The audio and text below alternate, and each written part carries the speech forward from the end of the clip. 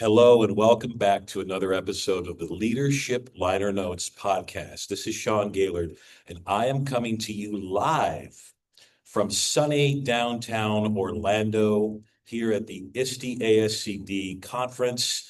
And it is a beautiful Monday morning. The sun is shining on my bald head, and it's also nice to have another bald brother with me. It is just such a treat to do this live and in person with Austin Levinson. Welcome, Austin. It's good to have you here. It's a pleasure to be here, Sean. And we had a chance to speak before we started to record, and we clearly have a lot of things that we have to talk about. And I'm looking forward to digging in with education and some of the things we're on about professionally. Yes, and we might take a side trip as we just have on all things Bob Dylan, all things Beatles, all things Metaphors and metaphors, all of the above. So it's just a treat to be here with you. So, for those that don't know you, Austin, tell us just maybe a little bit about yourself, a little bio, a little CV. Sure. Well, I toggle back and forth. And as I've been in this space, I'm a father of two. Mhm. A 9 and 12-year-old boy. Nice. I was a 21-year educator in the classroom. They developed STEAM and gifted and talented programs. Always was a teaching, thinking kind of guy. Mhm. I was a bit of a disruptor when I taught in elementary school, where I was following the curriculum, but it was always fidelity to students' needs, not to open court when I taught in California, not Right. to a specific curriculum. And I would be careful about how and when and who I said that to. But that was, we have to be following this page in this curriculum. And I said, well, I think we need to follow what the students need and respond and be responsive educators. And then I'm also now the director of learning for Megaminds, Nice. immersive learning platform and CTE and special ed. All right. Well, that quite the CV and quite the gig. And it sounds like many folks have benefited from your intellect and your passion.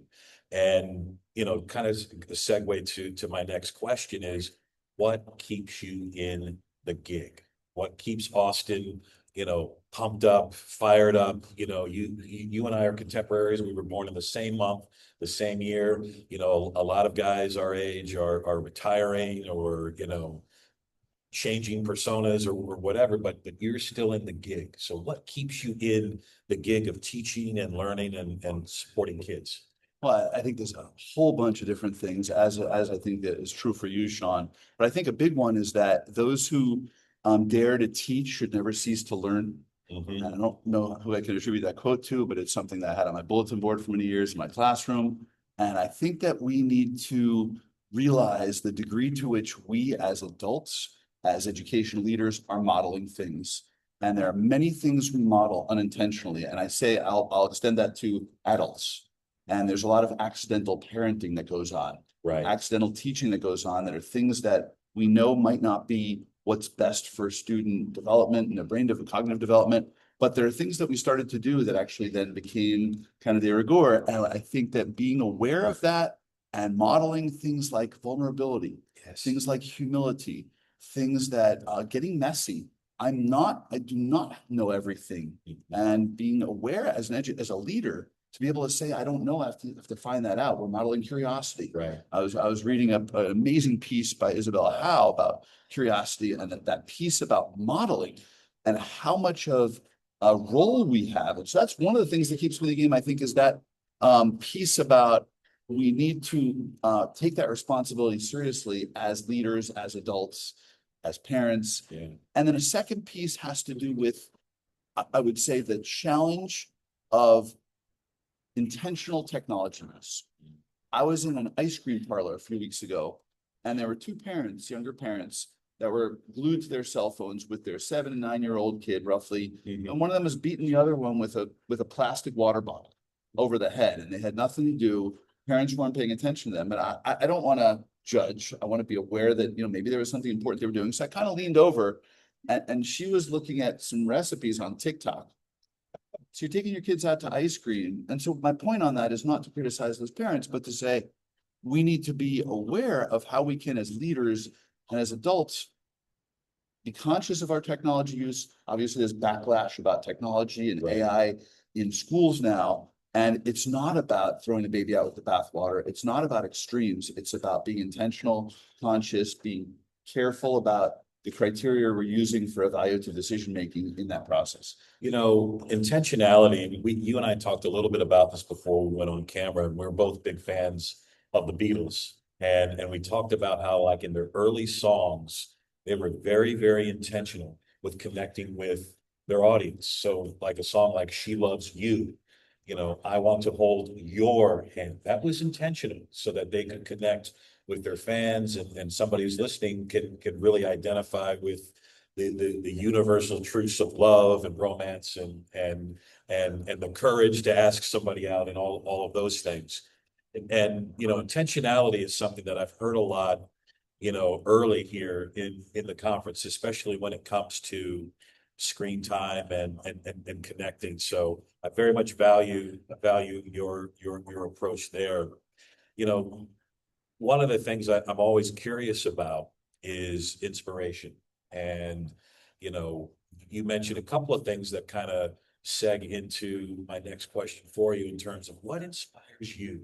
Like, what's on your turntable? What's on your bookshelf? What's that, you know, what are those things that in between meetings of gigs, or when you get up in the morning that okay, I've got to listen to this, or I gotta try to sneak in another chapter of this book. Well, and it's the human.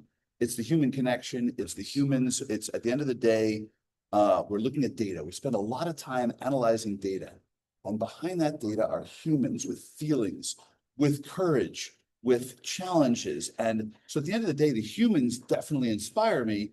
And there's many things that inspire me and many people that inspire me in terms of the intellectual and cognitive nature of the work I'm doing. Right. I printed out an article by Isabel Howe that you might have seen a recent article that I printed out for the plane ride and it's coming here. And I kind of, it was akin to when I got one of the new Harry Potter books, when one of the new ones came out. And I kind of felt like I had this gem in my pocket, Yeah. but I didn't want to touch it yet. Yeah. And I knew at the right moment. And I finally, we were 30,000 feet up. I was having a great conversation with someone who was coming to the conference as well. But at one point I said, you know, I kind of need to get to this because I've been looking forward to this. And I only got through about a page and a half of the article because there was so many things I was connecting with on the human side about the importance of bringing aspects of Reggio Emilia and early childhood education and the lessons we can learn from that and extrapolate that and really bring that out to all the way through K-12. And she has so many things. I'm looking forward to meeting her tomorrow, but there's so many things I connected with her on. She was really speaking to me in the sense of convergent and divergent thinking and the importance of not looking for the answer, but looking for answers and the importance of questioning.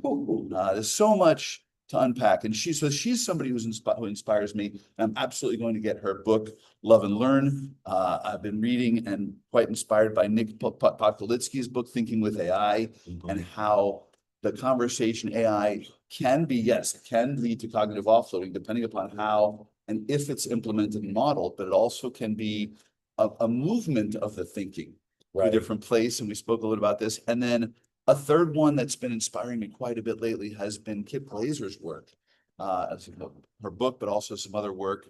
And then I'm back into Lord of the Rings with my 9-year-old and my 12-year-old. My 9-year-old in particular, we finished The Hobbit and we savored that for a while. And we're now deep into the first book.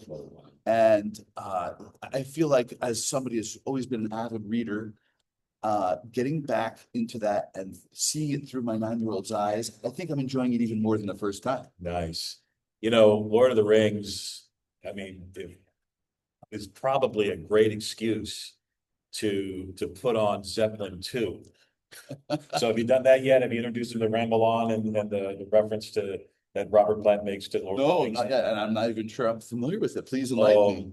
Ramble On. I don't want to get in any copyright issues here, but there is, I'll tell you off camera, but there is a lyric, there's about two or three lines in there.